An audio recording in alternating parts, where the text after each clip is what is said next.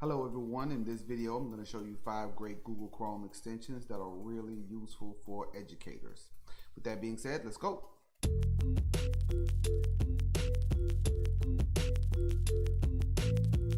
Alright, first things first. What is a Google Chrome extension? Well, basically it's these little bits of code that are written directly into the web browser that allow it to do a little bit more functions and features, and it gives it more capability than what it would normally be able to do on its own. In order to install some Google Chrome extensions, I have to be logged into the web browser.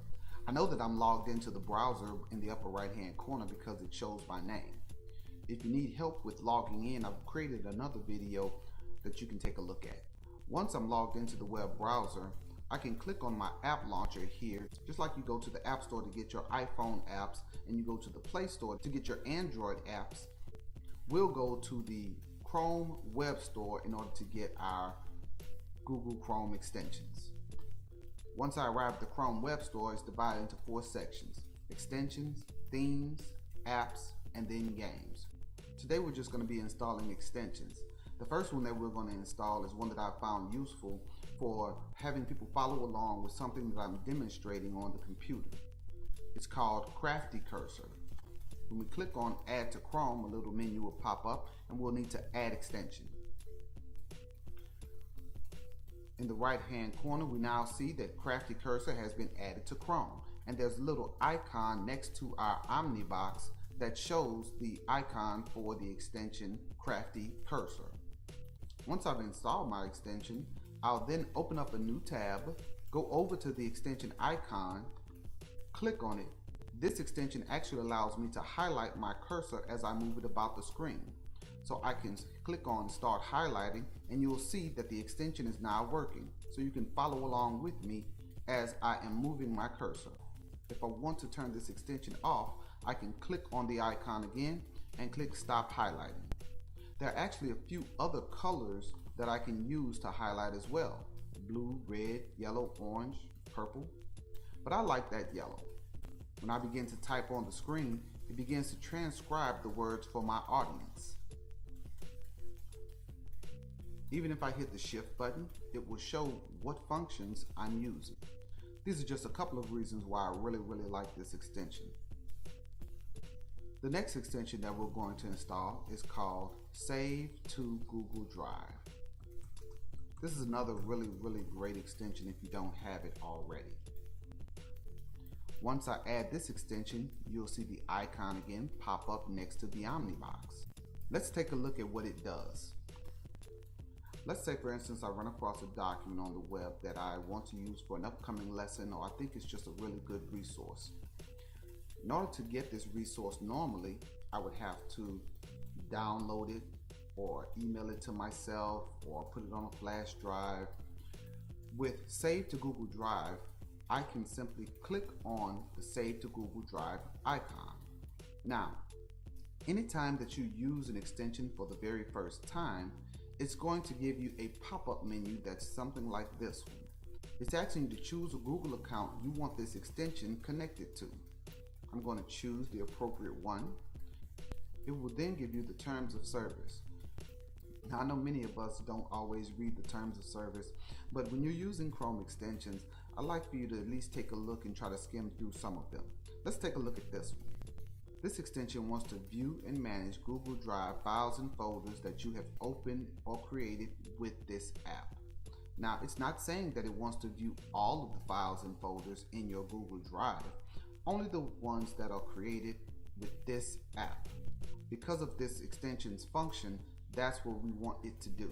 So right now, I'll allow. A little window will pop up to show me that this particular file has now been automatically saved to my drive.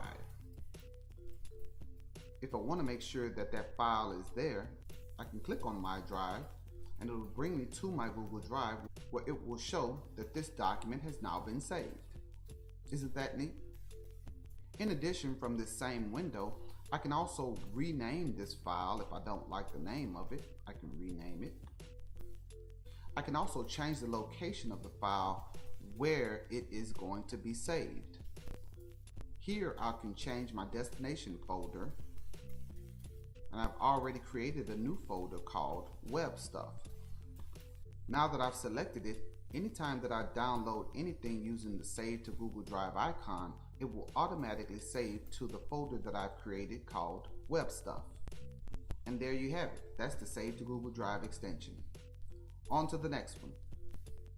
This extension is called Office Editing for Docs, Sheets, and Slides. We're going to add to Chrome and then add extension. Now I'll see the icon for the extension in the upper right hand corner right on the side of my Omnibox. This extension is a must-have for anyone who's used a suite of Office products and is now switching over to the G Suite. Let's take a look at what it does. I'm going to go to my Google Drive. I've disabled this extension so you can really see what it does, the before and the after. Here I have a folder of some Office files. Here's a PowerPoint, an Excel, and a Word document. Since I don't have my extension on, if I try to open up this Word document, it's only going to give me a preview of it. Now, I can easily open it up with Google Docs. That will convert it to a Google Doc, and I'll be able to edit this document. But what it will do is, it will create two file types of the same document. Here I have a Word file, and here I have a Google document. Now, let's turn on the Office Editing extension. As you can see, I have the extension here in the upper right hand corner. It's now turned on. Now when I double click on the Word file, it will open the file in Google Docs without creating a second file. This document is still a Word file. If you look at the icon here, this W stands for Word. This is a Google Doc, and this is a Word type. I can update this file and it will still have all the functionality of saving automatically, just as a traditional Google Doc would. The next one we're going to install is called OneTab. Once I've added the extension, it will pop up on the right side of the Omnibox. If you're a tab hoarder like I tend to be, you'll love OneTab. Now that I have it installed, I can click on the icon for the OneTab, and it has now reduced all of these different tabs into one tab. It has even given a date and time stamp of when this was created. So if I have a set of resources that I like to share out with an audience, I can put them all into one tab, share it out as a web page, and allow them to scan a QR code in order to access all of these different resources. If I'd like to, I could take this URL and copy it into a URL shortener and get a short link that I could share out with my students or the audience. I can even restore all of these links or delete them all at the same time as well. I can also restore each one individually as I need them. And that's OneTab. The next extension that we're going to install is called Share to Classroom.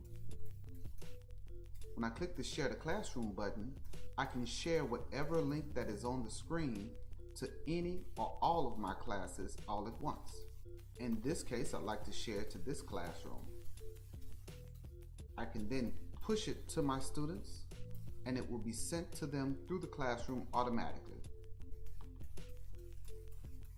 And that's Share to Classroom.